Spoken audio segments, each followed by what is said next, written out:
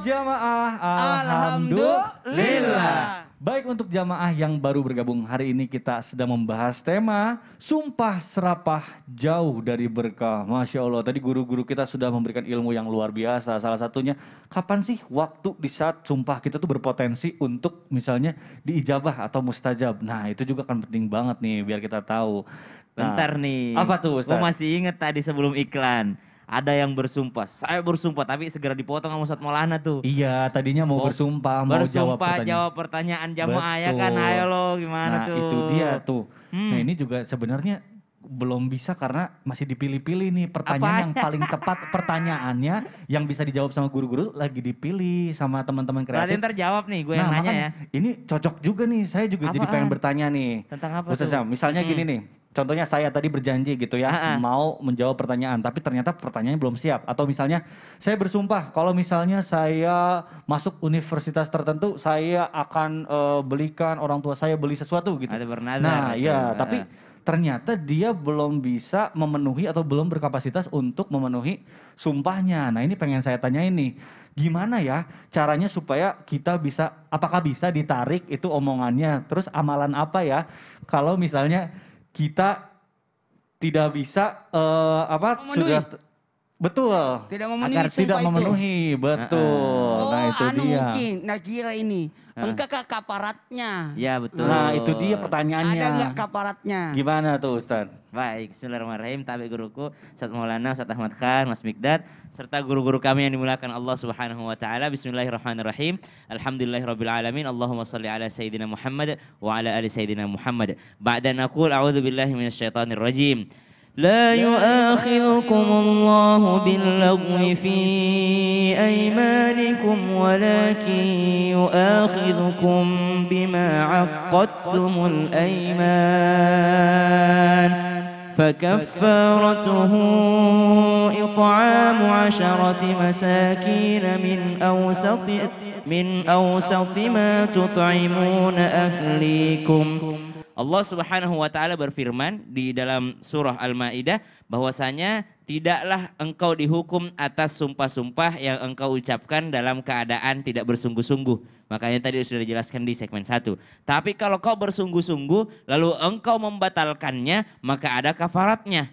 Ada dendanya. Apa dendanya? Fakafaratuhu it'amu 10 masakin. Maka memberi makan 10 orang miskin. Pertanyaannya, boleh diuangkan enggak? Ulama mengatakan karena yang disebut dalam ayat makanan, maka makanan yang diberikan. Dan makanan ini adalah makanan yang biasa kita makan sehari-hari bagi keluarga kita. Maksudnya kalau kita disuruh makan itu kita nggak mau gitu loh. Jangan kita makannya makanan grade A, tiba-tiba bayar denda dikasihnya grade C. Nggak boleh, karena kita juga nggak mau makan yang itu gitu loh. Maka yang disebutkan adalah dendanya memberi 10 orang miskin makanan yang biasa kita makan. Nah itu yang pertama, nggak sanggup maka memberi pakaian. Atau yang namanya membebaskan budak, kalau sekarang udah nggak ada budak lagi. Maka kalau tidak bisa lagi maka kafaratnya apa? Faman lam yajid fasiyamu 3 ayyam. Kalau tidak menemukan harta untuk diberikan pakaian, tidak menemukan harta untuk memberikan makanan, kalau tidak bisa membebaskan budak, maka puasa 3 hari. Maka dia berpuasa 3 hari dalam rangka dendanya. Kayak tadi apa tadi Mas Bigdad, mau masuk kampus ya? Iya, misalnya saya janji saya akan membelikan misalnya orang tua saya mobil kalau saya diterima di UI. Ternyata pas diterima duitnya malah habis buat kampus gitu ya. Nah, malah udah habis tabungannya nggak sempet gitu tapi ya. Tapi terlanjur bersumpah. Ya, maka berpuasa 3 hari berturut-turut. Ya, tapi itu pilihan terakhir. Yang pertama apa? Memberikan makanan bagi orang-orang yang membutuhkan. Orang-orang miskin. Tapi makanannya yang baik, yang biasa kita juga makan sehari-hari. Maka subhanallah, berhati-hatilah ketika mengucapkan sesuatu. Jangan sembarangan. Ada ulama yang mengatakan orang, bahkan sahabat ya, dalam riwayat disebutkan orang yang suka bernazar itu orang pelit. Kenapa disebut pelit? Nanti dia mau menyembah Allah, beribadah kalau udah dikasih sama Allah. Misal nih, Kak, saya kalau lulus di sini saya mau bersedekah. Berarti dia nunggu dikasih dulu sama Allah baru mau bersedekah. Betul, Kenapa betul. nggak dibalik? Saya bersedekah supaya dikasih Allah. Nah ini malah bagus gitu ya. Saya kalau berhasil di sini saya akan puasa 1 hari. Kenapa nggak dibalik? Saya puasa supaya dikasih sama Allah. Karena dia pelit ketika dia bernadar. Maka subhanallah hindari untuk bernadar atau bersumpah. Nah kemudian amalan-amalan apa supaya kita nggak gampang untuk bernadar atau nggak gampang untuk bersumpah? Maka yang pertama, maka paling penting untuk menjaga lisan. Dan menjaga lisan itu tergantung hati seseorang. Hati inilah yang dibersihkan. Karena apa isinya hati itu biasanya yang keluar. Seakan-akan teko. Apa isinya teko ini itu juga yang keluar. Nggak mungkin isinya teh, yang keluar adalah kopi. Maka dihidupkan kembali hati kita. Diterangkan kembali hati kita. Supaya nggak sembarangan mengucapkan sesuatu. Ada kan orang ngucap dulu baru mikir gitu ya. Betul. Ngetik dulu baru mikir gitu. Jadi biasanya mungkin, nah ini dia nih, apalagi sekarang nih era digital begini ya, mungkin kita harus lebih memfilter ya supaya kita hatinya juga tetap bersih, jangan baca-baca hal-hal yang negatif terus gitu ya. Betul. Takutnya pas keluarnya jadi aduh, nanti saya malah doain orang yang kita sayang karena lagi Ya. emosi doang gitu. Nah aduh ini dia nih, penting banget nih berhati-hati dalam saat beremosi. Nah sekarang saya mau ke Ustadz Maulana nih. Iya. Ustadz, ini Iya. tadi kita sudah bahas sedikit nih mengenai orang yang terzolimi itu. Katanya sumpahnya atau bisa katakan doanya itu mustajab. Iya. Nah ini bagaimana nih menurut sudut pandang Islam bila kita sedang merasa sakit hati terus ya kita refleks aja gitu mendoakan keburukan orang lain atau misalnya mendoakan sesuatu terhadap orang lain, hukumnya bagaimana? Iya, Mohon makasih penjelasannya, banyak. Izin Ustaz Ahmad kan, Masya Allah, Tabarakallah. Ustaz Sam. Baik, Bismillahirrahmanirrahim. Allahumma salli ala Sayyidina Muhammad wa ala ali Sayyidina Muhammad. Berbicara tentang orang yang terzolimi. Apalagi orang terzolimi ini tiba-tiba bersumpah. Hati-hati ya, di mulut ada doa. Kullu kalam ad-doa, setiap ucapan adalah doa. Di hati Allah yang mengawasi, di mulut malaikat mencatat. Dan hati-hati ketika sudah keluar, nah ini tadi ada kafarat. Makasih banyak Sasam. Ada kafaratnya. Dan tadi kalau 3 hari berturut-turut berpuasa, berarti kalau 2 harinya tiba-tiba batal yang ketiga, harus mengulang dari awal. Karena harus berturut-turut. Hati-hati loh, jangan mempermainkan sumpah. Jangan mempermainkan nazar, jangan mempermainkan janji. Apalagi maaf. Orang yang terzolimi itu dekat dengan Allah.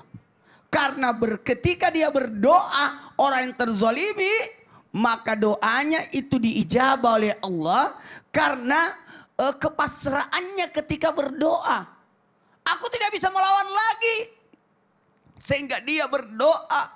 Dengan doa karena terzalimi. Maka sebanyak tadi Ustaz Ahmad kan sudah lebih menjelaskan di segmen awal.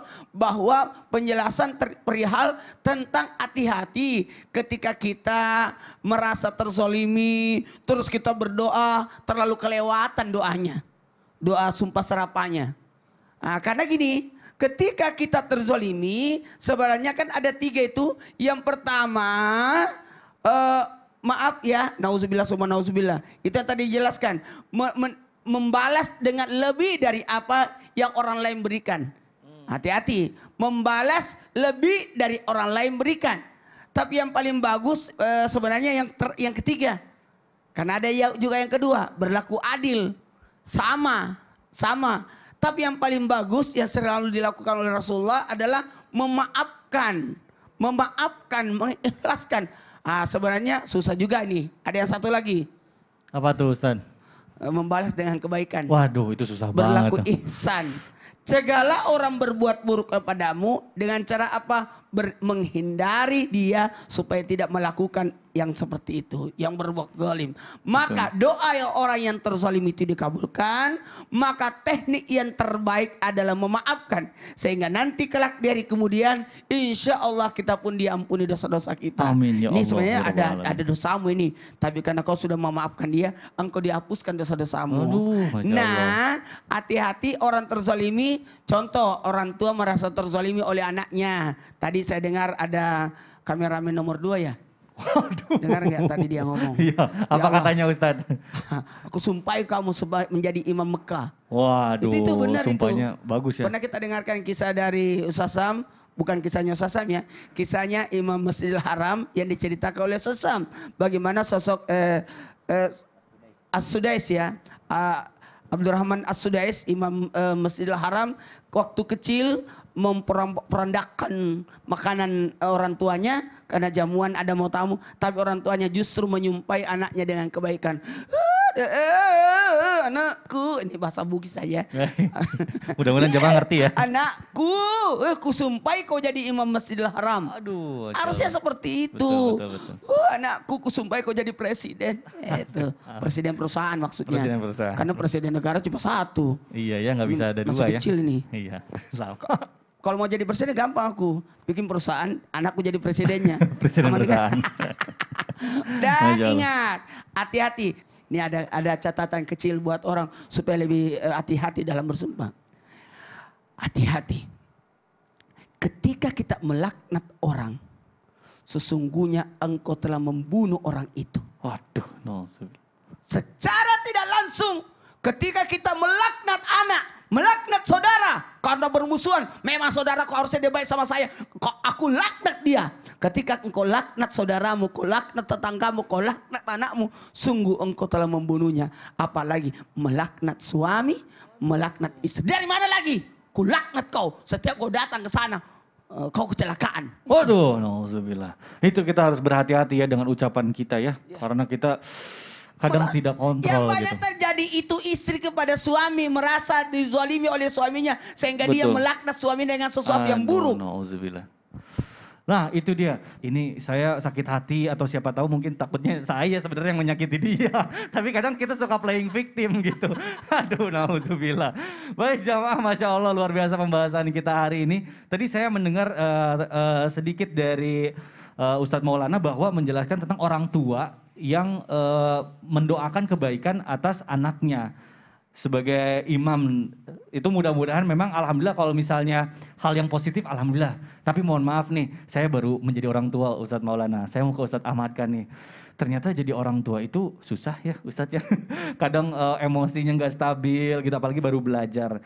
Nah ini bagaimana nih menurut pandangan Islam kalau misalnya orang tua itu tidak bisa mengontrol emosinya akhirnya melakukan sumpah serapah yang dalam konotasi negatif terhadap anaknya. Nah ini jangan-jangan takutnya jadi dijabah juga sama Allah. Itu bagaimana menurut sudut pandang Islam nih Ustaz, silakan. Bismillahirrahmanirrahim.